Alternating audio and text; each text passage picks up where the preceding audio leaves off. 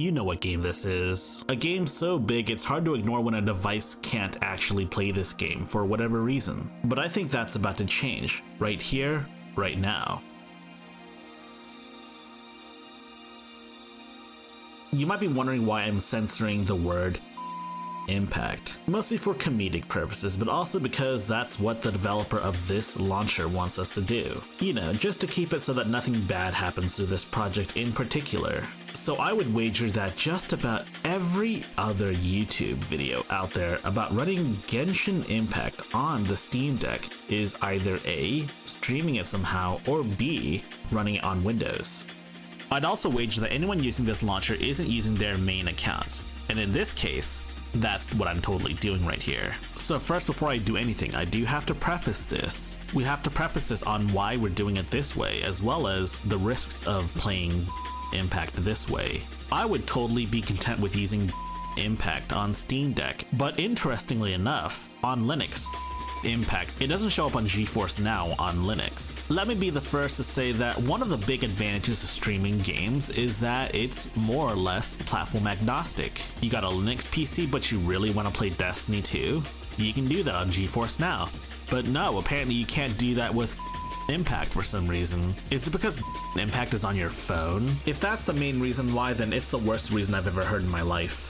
You could change your user agent so that your Steam Deck reads out as a Windows computer, at least for the purposes of playing Impact through GeForce Now.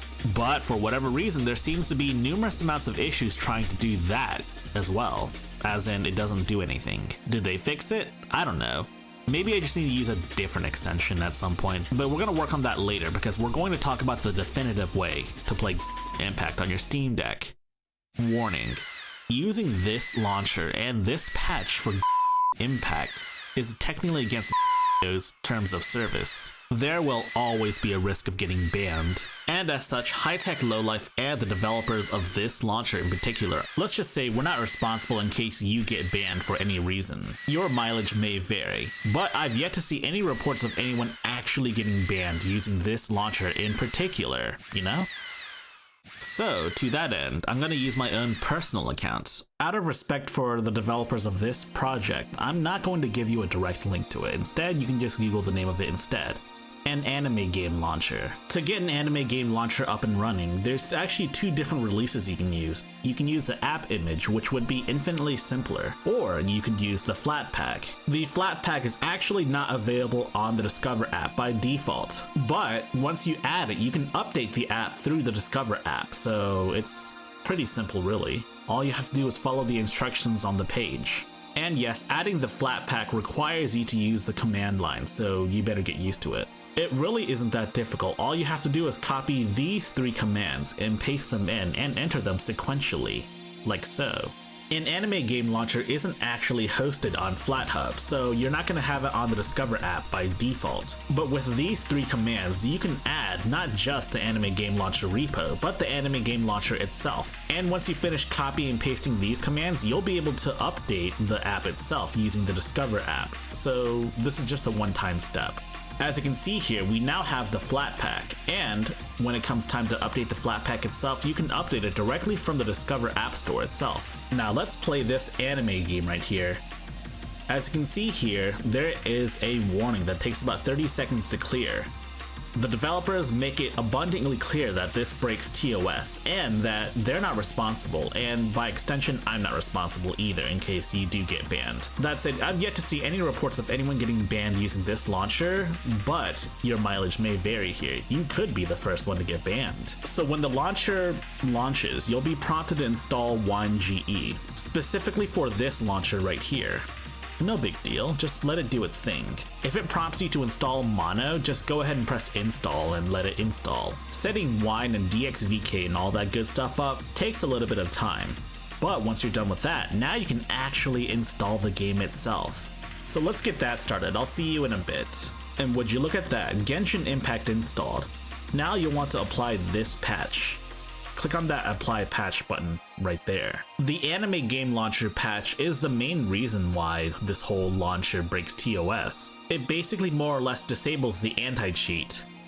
If you want to play with Japanese voices or, you know, Chinese voices or whatever, you will have to download them right here. You'll have to find the voice pack option. I'm pretty sure by default it's set to English, but look at that, you can download Japanese, Korean, and Chinese voices. I will not play an anime game in English. The options menu is also quite robust when it comes to, you know, compatibility layer stuff.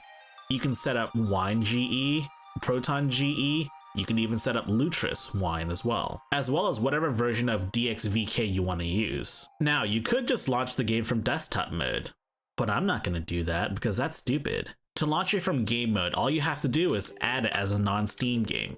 Add non-Steam game and add an anime game launcher right there. And there, you should be set. Everything's good to go. And there you go, an anime game launcher should show up in your game library. So yes, you will have to deal with another launcher. There is a launch argument that you can append to the end of the shortcut to allow it to launch the game directly. But I do think this launcher is quite necessary, especially if you want to mess around with certain features. I do have to say that if you launch the launcher settings while in game mode, there's no way to get back to the main, you know, launcher part of the launcher. So ultimately you're forced to restart your launcher again after you apply your settings. As for what settings I use the Lutris version of Wine. Well, I don't know, I just feel like it runs better for me, but I don't have any empirical evidence to prove that, so use whatever. Enabling FSR here basically is the same thing as enabling FSR through the Steam interface itself. Now let's play some frickin' anime games. And as you can see here, this is the anime game running on SteamOS. You'll need to set one of your keys to the Alt key and move your mouse over to the settings button so that you can change the keyboard controls to controller controls. Assigning a button to Alt allows you to move your mouse cursor while in keyboard and mouse mode, so you can click on that little Paimon icon in the top left corner.